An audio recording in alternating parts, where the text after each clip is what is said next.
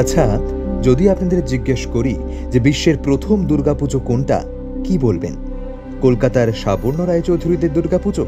আরে না না, সেটা কলকাতার প্রথম দুর্গাপুজো হলেও বিশ্বের প্রথম দুর্গাপুজো নয়। বাংলা তথা বিশ্বের প্রথম দুর্গাপুজো স্থাপন করেছিলেন চন্দ্র রাজার বংশ রাজা সুরত। চলুন আজকের ভিডিওতে জানব কে ছিলেন রাজা সুরত এবং কোথায় কিভাবে স্থাপন করেছিলেন বিশ্বের প্রথম দুর্গাপুজো। বাঙালির শ্রেষ্ঠ উৎসব দুর্গাপুজো। প্রত্যেক বছর মা দুর্গা তার পুত্র কন্যাদের নিয়ে মর্তে আসেন ভক্তদের সুখ দুঃখ দূর করার জন্য। কিন্তু জানেন কি, বিশ্বের প্রথম দুর্গাপুজো স্থাপন করেছিলেন রাজা সুরত।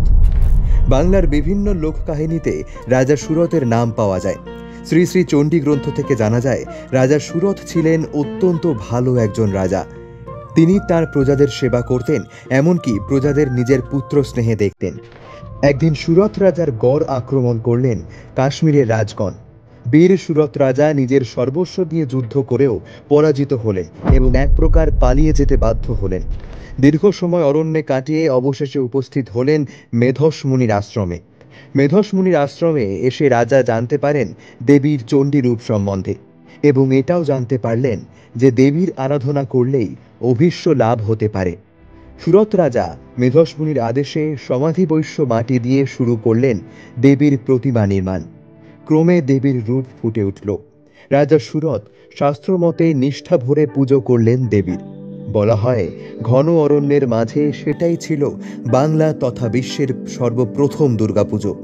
অবশেষে দেবীর কৃপা লাভ করে সুরত রাজা নিজের স্বরাজ্য ফিরে পেলেন। বর্তমানে দুর্গাপুর ও পানাগড়ের কাছেই কাঁকসারগড় জঙ্গলের ঘন অরণ্যের মধ্যেই অবস্থিত মহর্ষি মেধস মুনির আশ্রম ও শ্রী শ্রী গড়চণ্ডী ধাম। আর এখানেই হয়েছিল বিশ্বের সর্বপ্রথম দুর্গাপুজো। মন্দিরের ঠিক পেছনেই অবস্থিত অজয় নদ ও মাতা শ্যামরূপা দেবীর মন্দির।